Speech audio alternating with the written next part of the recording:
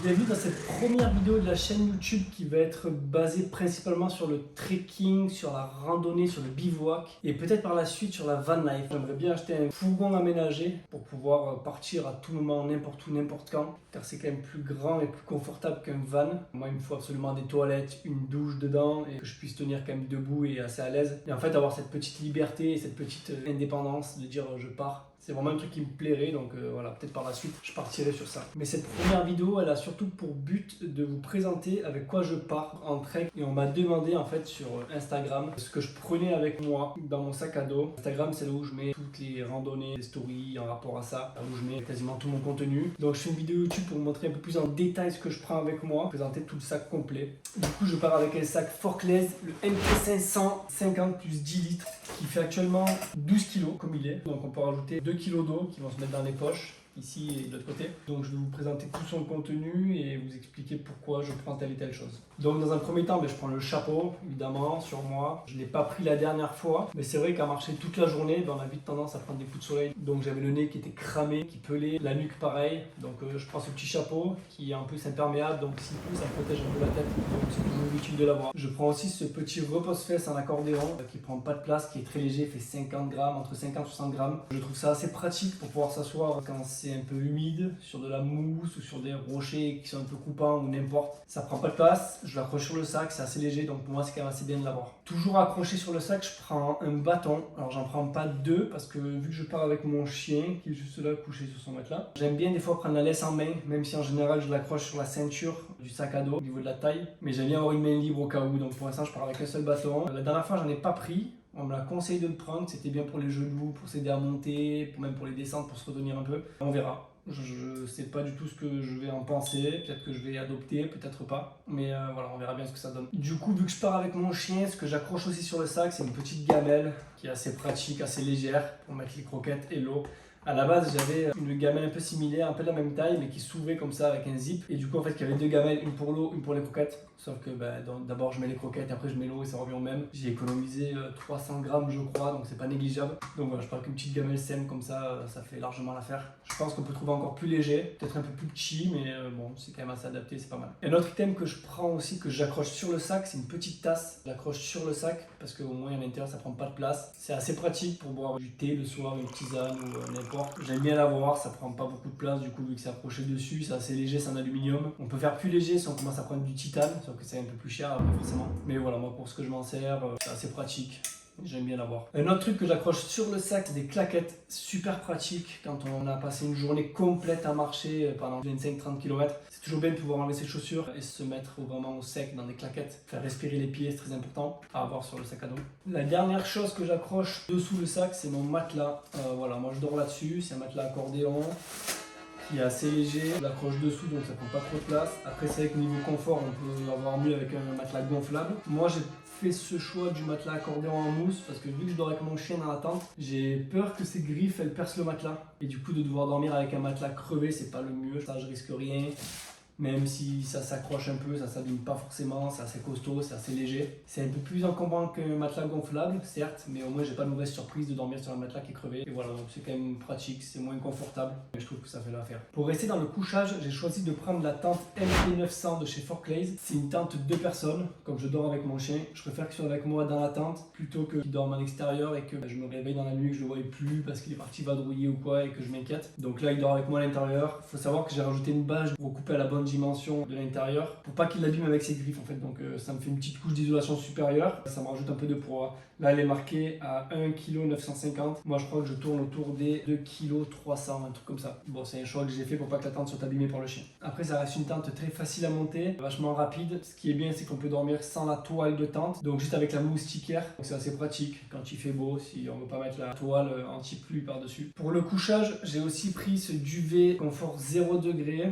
Alors il est assez lourd par contre, là il était assez quasiment au maximum, je pourrais le faire encore un peu plus, mais c'est vrai qu'il est encombrant, il est assez lourd, mais par contre ouais, voilà, il tient super chaud, ça y a pas de souci. C'est un duvet en synthétique, j'aurais pu prendre un duvet en plume qui aurait été plus léger et peut-être plus compact, sauf que j'aurais regardé plusieurs vidéos qui disent que les plumes peuvent se tasser avec le temps, avec l'humidité, et que ça tiendrait peut-être moins longtemps dans le temps. Donc j'ai fait le choix de partir là-dessus. Après c'est vrai que c'est quand même assez lourd, là il y a marqué, il fait 1 kg 600 g, donc c'est quand même pas mal. Mais bon, après on verra par la suite, est-ce que je le garde, est-ce que je le change. Pour le couchage et le confort surtout, je prends aussi un petit oreiller gonflable qui pèse rien, qui est assez léger. Donc voilà, c'est un oreiller gonflable qu'on gonfle en 2-3 souffles, qu'on dégonfle aussi rapidement. Donc c'est assez pratique, c'est surtout pour du confort, pour me dormir. Je pense que les nuits sont pas à négliger. Je prends aussi avec moi un petit drap de duvet qu'on met à l'intérieur. La dernière fois je l'ai pris, mais c'est vrai qu'avec mon duvet confort 0 degré, j'en ai pas forcément l'utilité. Après c'est surtout de l'hygiène pour mettre à l'intérieur pour protéger un peu le sac de couchage. La dernière fois il m'a quand même été utile parce que je voyais que mon chien avait un peu froid. Du coup je l'ai enlevé et je l'ai mis un peu autour de lui, ça l'a un peu réchauffé, il a pu passer le meilleur nuit, je voyais qu'il tremblait donc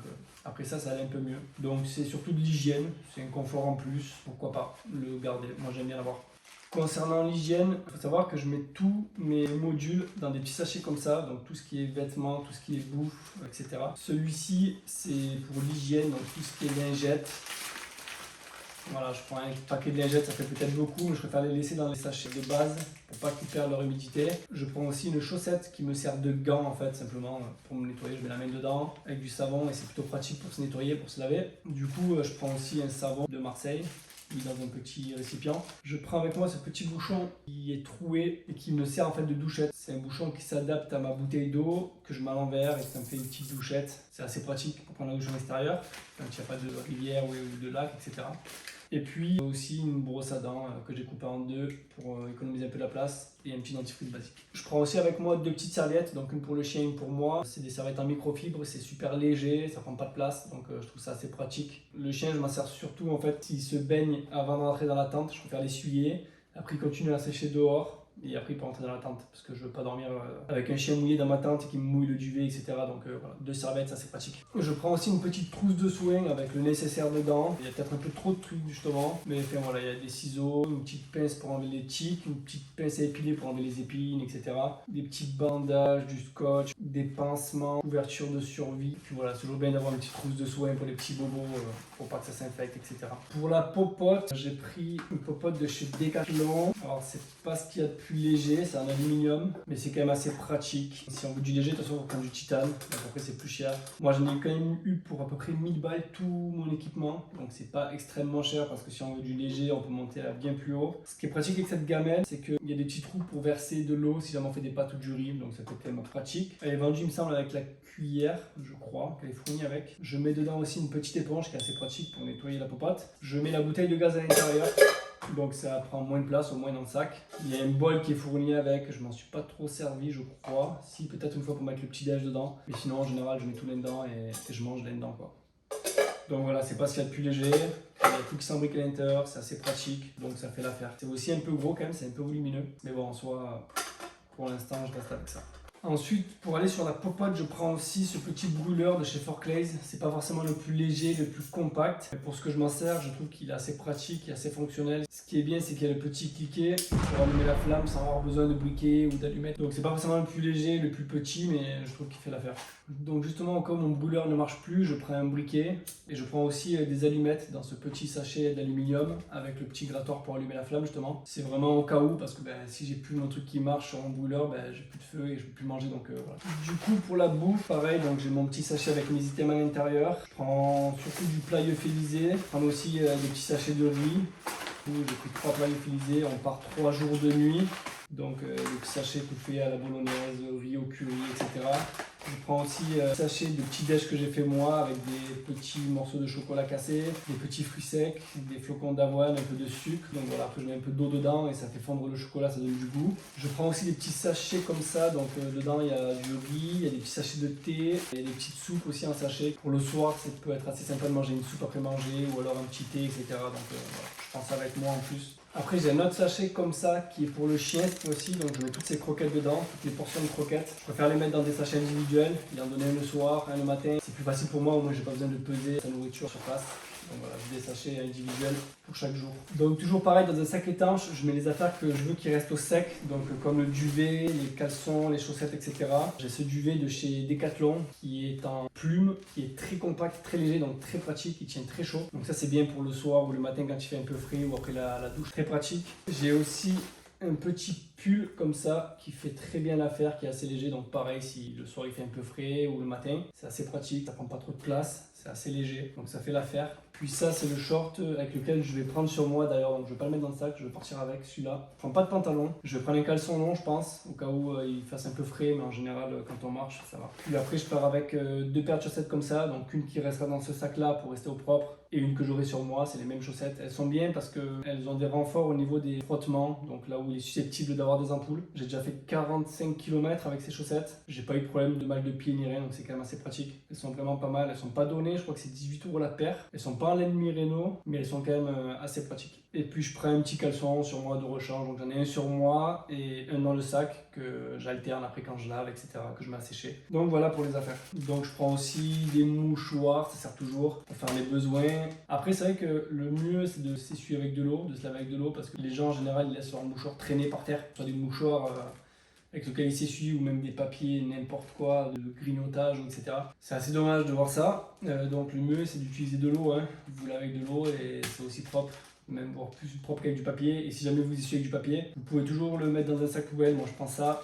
Donc voilà, ou un sac poubelle basique, et à la fin on jette tout et puis c'est réglé. C'est pas avec la trace de caca qu'il y aura dessus que ce sera beaucoup plus lourd, hein. Donc voilà, je pense que le mieux c'est que vous preniez vos déchets avec vous. Ce que j'ai aussi dans mon sac, c'est une petite cordelette comme ça, une petite ficelle. J'ai déjà coupé un morceau pour mettre dans ma tente en travers pour étendre le t-shirt, pour étendre les chaussettes pour qu'elles sèchent. Ou alors elles peuvent être aussi utilisées pour tendre entre deux arbres pour mettre à sécher quand il fait beau les affaires. Donc c'est toujours pratique d'avoir une petite corde dans le sac.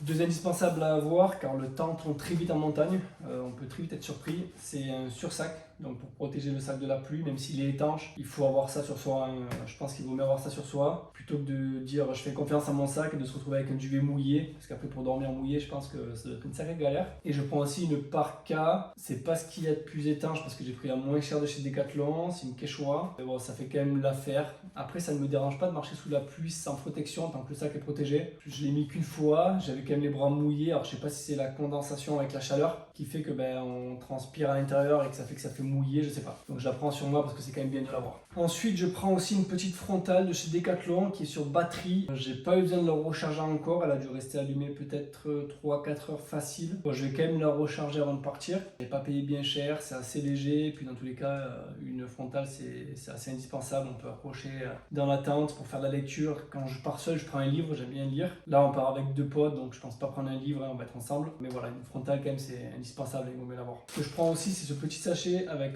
des chargeurs externes, j'en prends deux. Je pense que par la suite j'en prendrai un plus performant. Il y en a un plus petit qui me fait une recharge complète. Un autre un peu plus grand qui arrive à me faire deux recharges avec tous les câbles qui vont avec. Je peux aussi recharger le traceur GPS de mon chien, mais c'est surtout pour mon téléphone parce que mon téléphone c'est mon GPS, donc si j'ai pas de GPS je peux me perdre. J'aimerais par la suite peut-être prendre un panneau solaire que j'accroche sur le sac, ça peut être très pratique pour recharger le téléphone tout en marchant quand il fait beau. Mais voilà, pour l'instant je me contente de ça, ça fait l'affaire pour des petites randonnées, des petits treks de 2-3 jours. Donc voilà. Un autre indispensable c'est les chaussures, forcément, c'est ce qui va nous permettre de nous déplacer pendant les longues journées de marche. Je suis parti sur des Columbia, je crois que j'avais payé ça 80 €, c'est des chaussures assez souples, assez légères. La dernière fois sur mon trek de 45 km, j'ai pas eu de problème, j'ai même fait une journée complète avec 29 km de marche dans la même journée. Et franchement, j'avais pas mal aux pieds, c'est assez aéré quand même si on transpire à l'intérieur forcément. Mais ouais, franchement, j'en suis quand même assez satisfait pour le prix, 80 €. Je trouve que pour mon utilité à moi, mon usage à moi, ça m'a fait largement l'affaire. Donc je repars avec ces chaussures-là sur le trek de 40 km dans 2 jours. Je prends aussi une petite crème solaire assez légère, assez compacte pour se protéger du soleil, c'est toujours bien. Comme je vous ai dit la dernière fois, j'ai pas mis de protection, j'ai pas mis de chapeau, j'avais pris un coup de soleil sur le nez, dans la nuque. On s'en rend pas forcément compte quand on marche, mais bon, c'est bien de se protéger du soleil. Ce que je prends aussi pour mettre dans les poches du sac, assez accessible, c'est des petites barres céréales ainsi que des petites cacahuètes. C'est toujours agréable de marcher et de pouvoir grignoter quand on a un peu faim ou un petit creux. Je prends aussi sur moi un petit Opinel qui fait tire-bouchon. J'avoue que j'ai pas eu l'occasion de m'en servir du tire-bouchon parce que c'est vrai que mon sac, la dernière fois que je suis parti, il faisait 19 kg avec les 2 litres d'eau. C'était très lourd et je me voyais pas du tout prendre une bouteille de vin ou de toute façon tout seul, bon, ça se fait, hein, mais voilà. Donc voilà, un petit Opinel c'est quand même indispensable ou un petit couteau quelconque, hein. J'ai failli oublier de vous parler d'un item Indispensable en trek, il s'agit de la gourde filtrante. Alors je suis parti sur la gourde filtrante de chez Oco avec son filtre conçu par la NASA qui filtre 99,99% des bactéries, des microbes, des virus et qui peut purifier jusqu'à 400 litres d'eau. Donc c'est quand même quelque chose d'assez important. À la base, j'avais une gourde filtrante mais souple qui du coup devait toujours être pleine pour pouvoir tenir dans les poches au niveau des hanches pour mettre les bouteilles. Avec cette gourde Oco qui reste assez dure malgré son poids qui est assez léger, je peux la glisser dans ses poches sans problème. Du coup, cette gourde me suit absolument de partout, que ce soit à la maison, dans mes treks, dans mes randonnées, etc. Donc là, je suis très satisfait. Et pour finir, du coup, je peux vous présenter le sac maintenant qu'il est vide. C'est le MT500R de chez Decathlon qui fait 50 plus 10 litres. Donc les 10 litres, c'est la petite pochette qu'on peut voir ici supplémentaire. Donc voilà, il est vraiment pas mal, je trouve. Il n'est pas si léger que ça, il me semble qu'il fait 1,7 kg. Ce qui est bien par contre, c'est que le dos est aéré. Donc grâce à cette toile, on n'est pas en contact direct avec le sac. Ça fait qu'on ne transpire pas du dos. Il y a des réglages un peu de partout au niveau des lanières, des anses. On peut monter ou baisser les lanières. Au niveau des hanches aussi, les mousses elles sont assez épaisse, il a l'air assez costaud, donc voilà, pour l'instant franchement j'en suis assez satisfait. Donc voilà, j'espère avoir répondu aux questions que vous pouvez vous poser sur les items à prendre. C'est exactement ce avec quoi je suis parti pour mon trek de 45 km il y a quelques semaines maintenant. C'est exactement le même matériel que je vais prendre pour mon trek de 40 km dans 2 jours à venir. C'est du matériel pour lequel je suis assez satisfait pour le moment. Après, avec le temps, je pourrais peut-être optimiser sur le poids, notamment en prenant peut-être des popotes en titane, peut-être un duvet en plume qui sera peut-être plus léger, qu'on pourra plus compacter. C'est vrai que j'ai évité de prendre les au cas où parce que les au cas où c'est des trucs qu'on ne se sert pas. Alors oui, j'ai pris les allumettes et le briquet, mais sauf que si j'ai pas ça, j'ai pas de feu donc je peux pas manger, donc ça reste quand même des au cas où assez importants on va dire.